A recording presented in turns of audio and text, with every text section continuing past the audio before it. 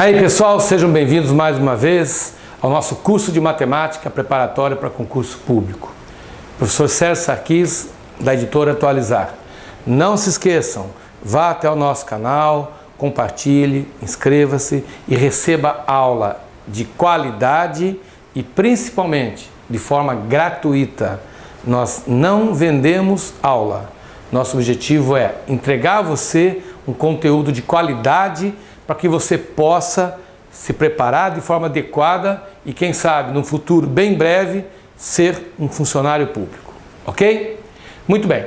Nós estamos fazendo aqui uma série de exercícios relacionados a operações com conjuntos.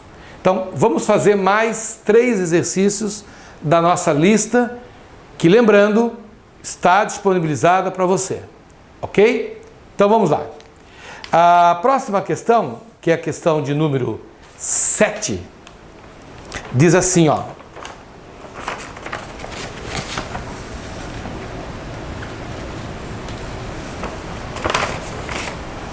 Dois conjuntos A e B têm exatamente a mesma quantidade de elementos. Então, nós dizemos assim, que o número de elementos de A é igual ao número de elementos de B. A união deles tem 2015 elementos. Então, quando você junta o elemento conjunto A com os elementos de B, você forma um novo conjunto com 2015 elementos. E a intersecção entre eles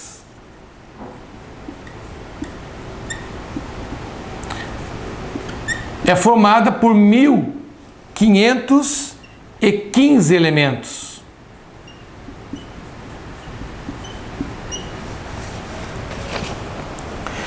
Ele quer saber quantos elementos tem o nosso conjunto A.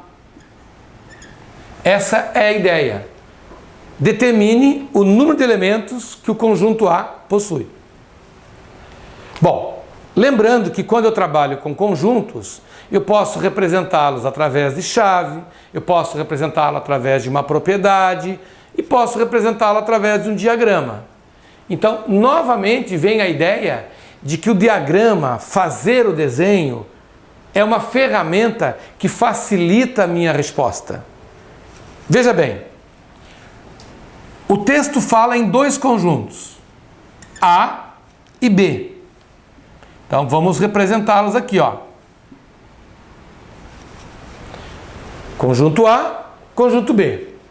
O texto informa que esses conjuntos têm a mesma quantidade de elementos. Em outras palavras, a quantidade de elementos que o conjunto A tem é igual à quantidade de elementos do conjunto B. Se o A tiver 1500 elementos, o conjunto B terá 1500 elementos. Certo?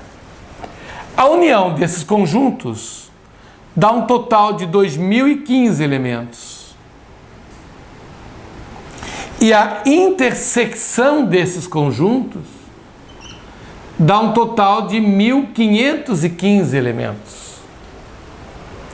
Então, a exemplo do que nós fizemos em questões anteriores, a dica é: sempre comece pela intersecção, para você não correr o risco de marcar o mesmo elemento 2 ou mais vezes. Então, se o texto informa que na intersecção tem 1515, vamos marcar aqui, ó. Aqui tem 1515 elementos que fazem parte do A, 1515 que fazem parte do B. Nós não sabemos quantos elementos tem o conjunto A. Então você fala, bom, para completar o conjunto A, X elementos. E agora aí vem a grande sacada, né? Se A e B têm a mesma quantidade de elementos, é claro que essa parte integrante de B também terá os mesmos X elementos que o conjunto A tem. Dessa maneira, eu garanto que eles têm quantidades iguais. X elementos para A, X elementos para B. Perfeito? Ora, o texto informa que a união desses conjuntos totalizam 2015 elementos. Portanto, se eu pegar a união é somar tudo. Então, pega o X, soma com 1515, soma com um X, totalizando 2015. Então, agora nós caímos numa equação de primeiro grau, né? X mais X totalizam 2X.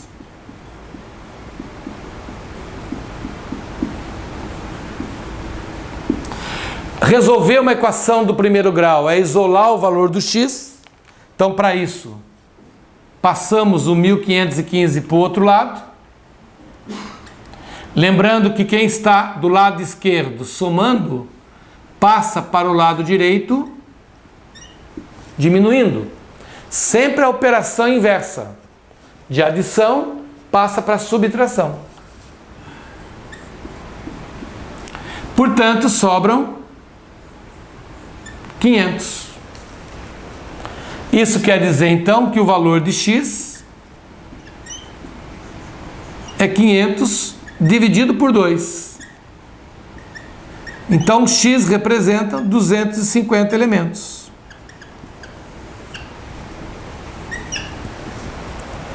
Mas cuidado, a pergunta não é o valor de X.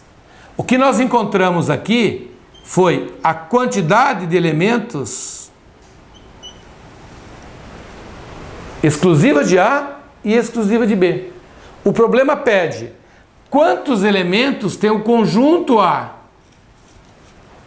O conjunto A é formado por esses 250 mais 1515.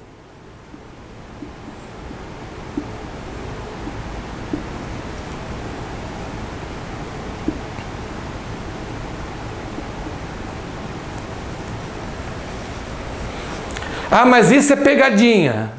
Continuo dizendo, não existe pegadinha em prova. Eu é que não li com atenção. Eu é que não resolvi o problema com a atenção que ele merecia.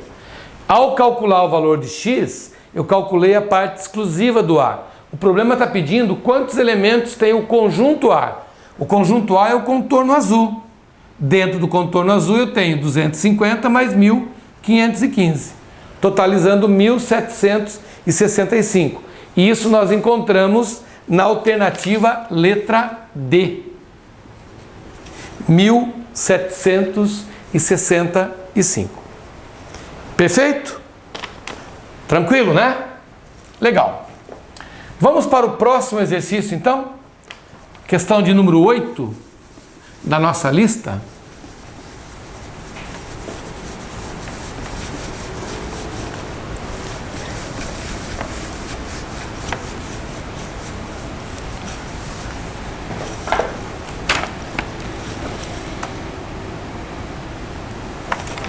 A questão 8 diz assim: nós temos definidos aqui os conjuntos A com os valores 1, 2, 3, B com os valores 3 e 4 e C com os valores 1, 2 e 4. Perfeito? Então ele definiu o conjunto A, B e C. Definiu o conjunto X de tal forma que a união de A com B, de X com B, é igual à união de A com C. E disse também que X intersecção com B dá como resposta o conjunto vazio. Então ele quer saber de vocês o seguinte: quem é o tal conjunto X? Esse é o questionamento que ele estava fazendo. Ele me deu A, B e C e pede que você descubra o X baseado nas informações que ele está te dando.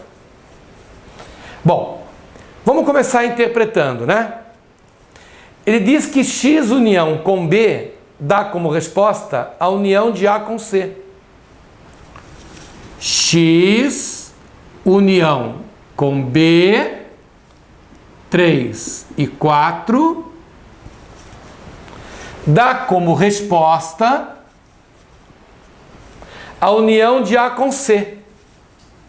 Ora, a união de A com C será formada pelos elementos de A, 1, 2 e 3,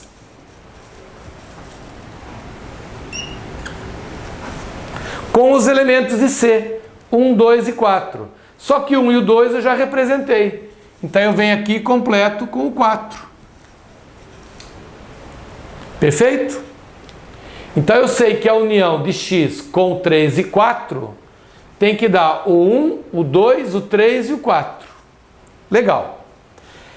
Essa informação diz que a intersecção de X com B dá como resposta o conjunto vazio.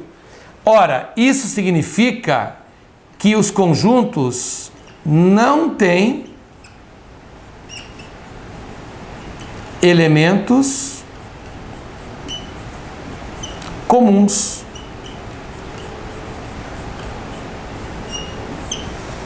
Em outras palavras, entre X e B não existem elementos iguais. Ora, se o 3 e o 4 já estão presentes na resposta, de onde está vindo o 1 e o 2? Só pode ser de X. Então, com isso, nós definimos que o conjunto X só pode ser formado pelos elementos 1 e 2. Aí você poderia pensar assim, tá, mas por que não pode ser o 3 e o 4? Por que o X não pode ser, por exemplo, 1, 2, 3 e 4? Porque se assim fosse, a intersecção de X com B não daria vazio. Se assim fosse, a intersecção entre eles daria 3 e 4. A intersecção entre eles é vazia. Isso quer dizer, então, que não há elementos comuns. Se não há elementos comuns, o 3 e o 4 não podem fazer parte do meu conjunto X. Por isso que essa situação está errada. Tem que ser exclusivamente o 1 e o 2. Perfeito? E isso nós encontramos na alternativa letra C. Elementos 1 e 2. Ok? Legal. Tem um tempinho? Tem fôlego para mais um? Então vamos lá. Nosso último exercício dessa sequência de 9 exercícios que nós estamos fazendo sobre operações com conjuntos. Vamos dar uma olhadinha nessa questão.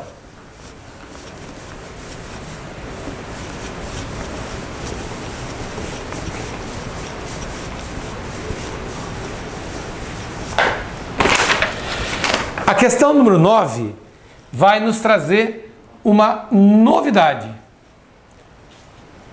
É a maneira como ele está definindo o conjunto. Então ele está usando uma simbologia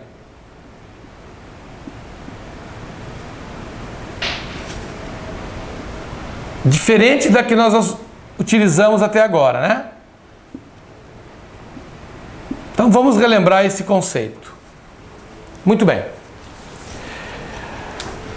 Ao definir os conjuntos A e B nessa forma, você está definindo num formato que nós chamamos de intervalo.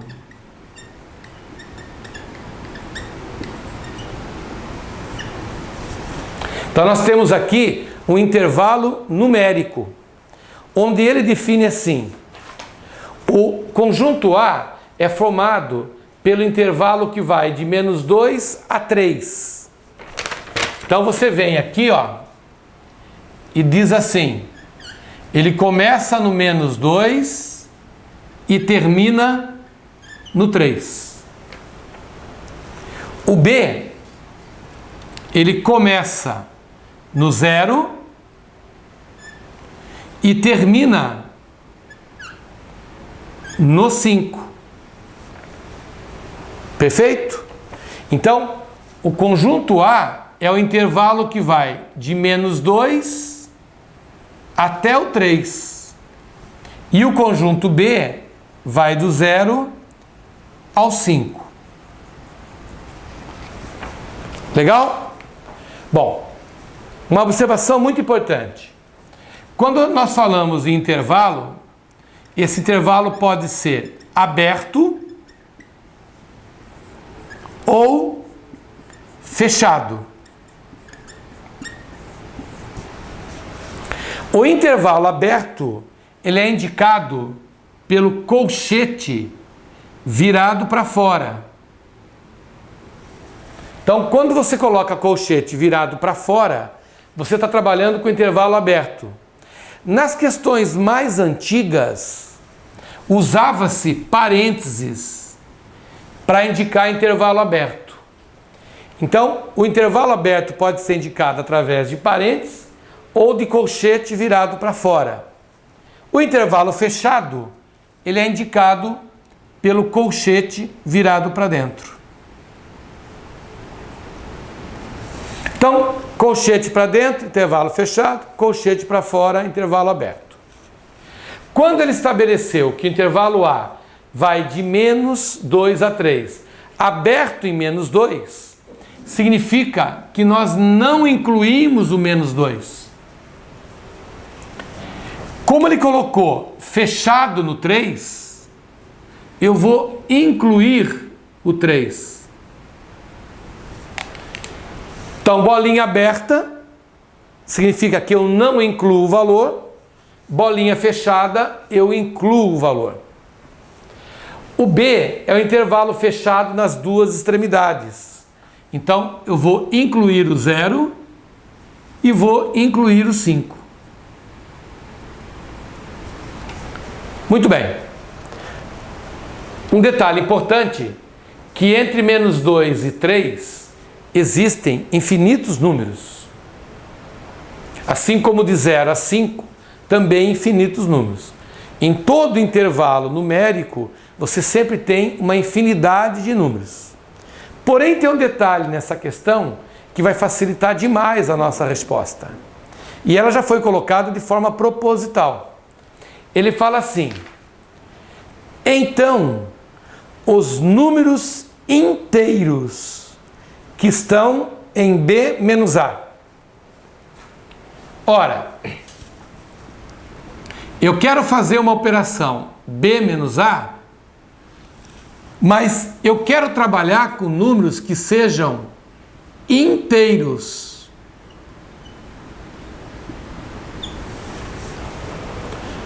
Ora, senhores, quais são os números inteiros pertencentes ao conjunto B, pertencentes ao intervalo B? Você fala, inteiros é o 0, o 1, o 2, o 3, o 4 e o 5.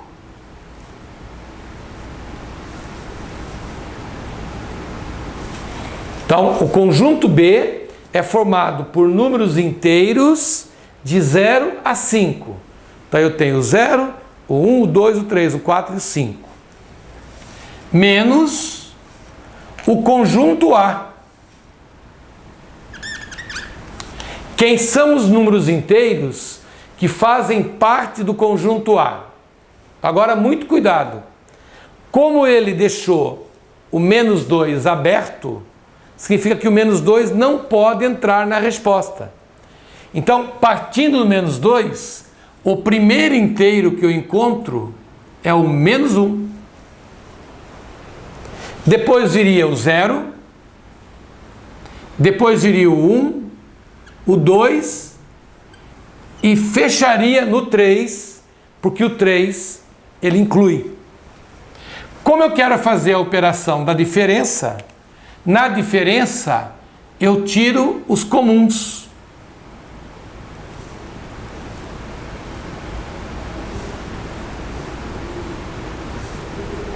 Então nós vamos tirar o 0, o 1, o 2 e o 3.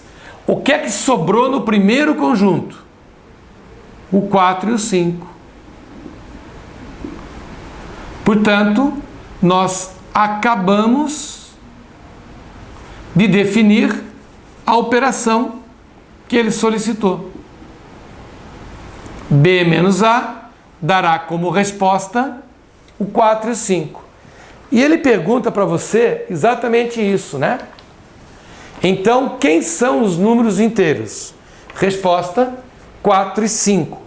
E isso nós encontraremos na alternativa letra C. Perfeito, pessoal? Tranquilo, né? Então, nós fizemos uma série de exercícios envolvendo os conceitos da união, intersecção e diferença de conjuntos. Perfeito? Bom, só para sua orientação, na nossa próxima aula nós daremos continuidade ao assunto conjuntos. Só que nós vamos trabalhar agora com problemas colocados pelas bancas examinadoras. Vamos ver como é que as bancas pedem isso nas provas, dentro dos editais. Como é que cai essa história de conjuntos dentro de concurso público? Mas isso é assunto para a nossa próxima aula. Um forte abraço e até mais.